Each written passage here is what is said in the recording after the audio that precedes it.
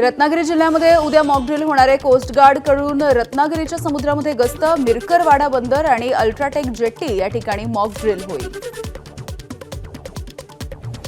भारत आणि पाकिस्तान युद्धाच्या पार्श्वभूमीवरती पिंपरी चिंचवडमध्ये मॉकड्रिल होणार। जगाच्या नकाशावरती आयटी हब म्हणून ओळखल्या जाणाऱ्या हिंजवडी शहराचा हे भाग आहे, म्हणून पिंपरी चिंचवडची निवड करण्यात आली आहे।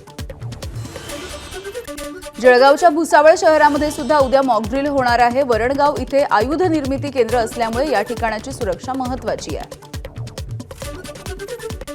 भारत पाकिस्तान तणावाच्या दरम्यान देशभरामध्ये उद्या मॉकड्रिल। नाशिकमध्ये आपत्ती व्यवस्थापन, नागरी संरक्षण या सगळ्या जवानांची सुद्धा बैठक होणार आहे। नाशिकमध्ये उद्या कुठे आणि कधी मॉकड्रिल केलं जाईल याचा आढावा सुद्धा घेतला जाणार आहे।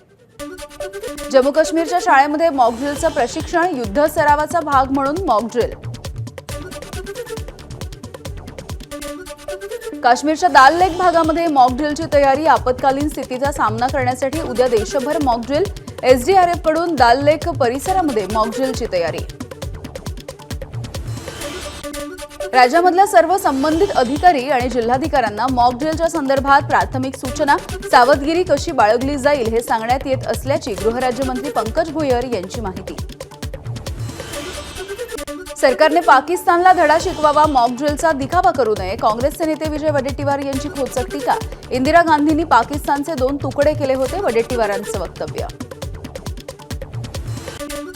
बैसरणलगतच्या परिसरामधून एक संशयित ताब्यात, प्राथमिक चौकशीनंतर उडवाउडवीची उत्तरं दिल्यामुळे संशय बळावला।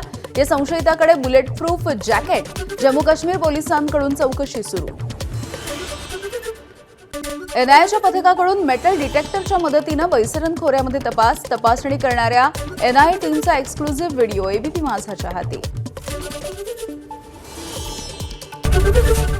एबीपी माझा, उघडा डोळे बघा नीट।